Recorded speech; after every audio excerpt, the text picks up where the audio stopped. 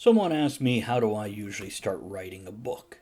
This is some of the information that I gave them. You can outline or write by the seat of your pants. Be right back to expand on that.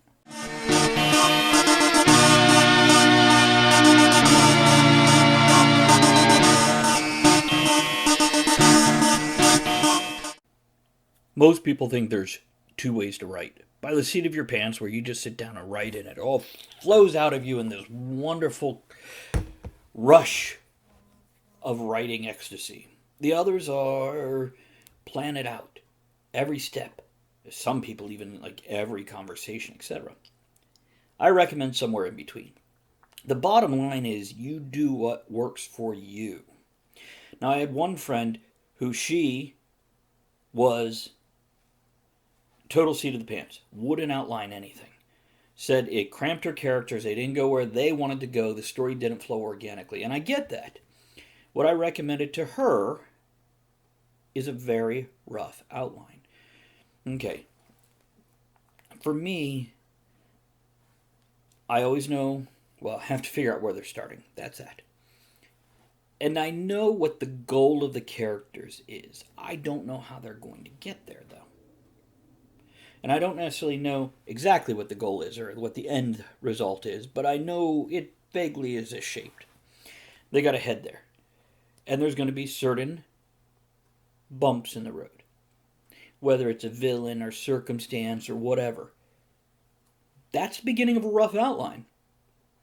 I'm not saying you have to know exactly what everybody's going to do every moment. I just suggest the middle road where you know the villain has to one-up them at some point in time, or you know they have to find this information to figure everything out, and you don't want that till later in the story. Put those down and put them in order. Then all you do is you're writing the bridge between those islands of information or plot points. There's also something called a beat sheet. You can go research these. A lot of folks in Hollywood use these to get the timing of movies exactly right. And this is basically saying there's first 25% is the build-up, defining the character's regular life. 25 to 75% mark is the meat and potatoes of your story. The last 25% is your climax and your wrap-up.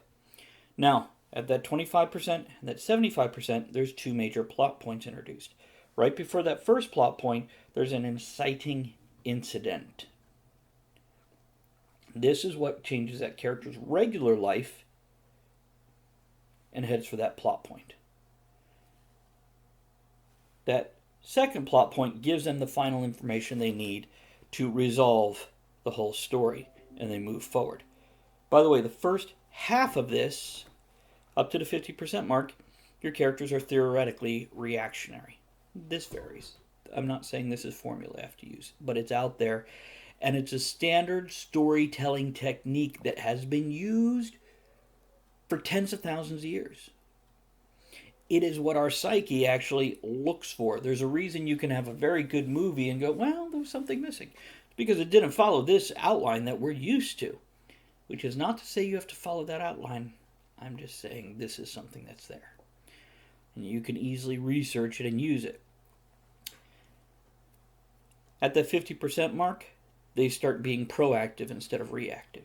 That 50% mark is also a representation, a mirror image of your ending. So if your ending ends on a high note, there's a false high note here. If it ends on, defeat, there's a false defeat here. Go research that if you want to know more about that. I might do a video on the beat sheet later, but for now you get the idea. If you're going to outline, I don't recommend outlining every single bit because that locks you in. But that becomes a plot-driven story, which some people like.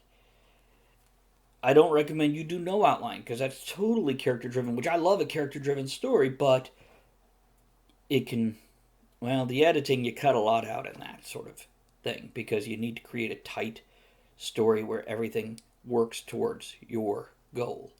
Every bit of information you lay out in that story is important to the story itself. for some reason. And as you read, even watch movies or television shows, you'll see this is the pattern in those shows. The ones that hook you the best are using this pattern.